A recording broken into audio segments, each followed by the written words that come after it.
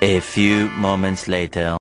എന്റെ ഗായ്സ് ഞാനിപ്പോ ഒരു വലിയ ചിരി കഴിഞ്ഞിട്ട് നിൽക്കുകയാണ്. കാരണം മോസ്റ്റ് പക്ഷികളാണ്. പങ്ങന്റെ പക്ഷിക്ക് വേസ്റ്റിന്റെ വെയിറ്റ് കാരണം അടി മുറിഞ്ഞു വരെ പോയി. അമ്മേന്റെ കോഴിക്കുഞ്ഞാണ് കേട്ടോ ഗായ്സ്. പക്ഷി അയ്യോ സോറി കോഴിയുടെ തെറ്റിദ്ധരിച്ചു. സോറി കൂട്ടിലിരിക്കുന്നത് അതായത് നമ്മുടെ പൂപ്പ തൊട്ടാവാടിന്റെ പൂവാണ് ചിറകായി വന്നേക്കുന്നത്. സോറി. അപ്പൊ അതാ മോസ്റ്റ് ആയിട്ട് അമ്മ നിക്ക് പോവല്ലേ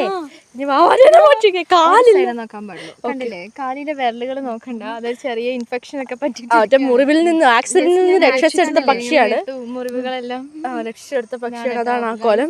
പങ്ങന്റെ പക്ഷി എന്ത് പക്ഷിയെന്ന് ആർക്കും നിർണ്ണയിക്കാൻ കഴിയും.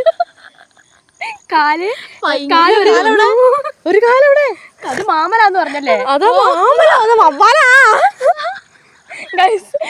വന്നപ്പോ ഒരു കാലായിപ്പോയി. അത് കാലായിരുന്നു. ശൃംഖിയുള്ള പക്ഷിയായിരുന്നു പങ്കന്റെ. പങ്കന്റെ കണ്ണ് കണ്ട പേടിയാകൂലോ. ആനത്തലേ കുഞ്ഞിക്കണ്ണോടമ്മേ. ആനേനെ പോലെയാണ്. ആനത്തലേ കുഞ്ഞിക്കണ്ണോട് മതം പൊട്ടിയാലാണ് വലിയ കണ്ണാവുന്നത്. അടിച്ചു കളയല്ലേ? സോറി. പങ്കന്റെ. അപ്പൊ നിങ്ങൾക്ക് മമ്മേന്റെ ആണോ വാവാറ്റിന്റെ ആണോ അതോ പൈങ്കിളിന്റെ പക്ഷീനെ ആണോ ഏറ്റവും കൂടുതൽ ഇഷ്ടമായത്? ബോഡി ഷേപ്പുള്ള പക്ഷി നോക്ക്. 3 പേരും ഒരുമിച്ച് പിടിക്കുക. നേരത്തെ പിടിച്ചോലെ. അവിടെ പിടിക്കേ.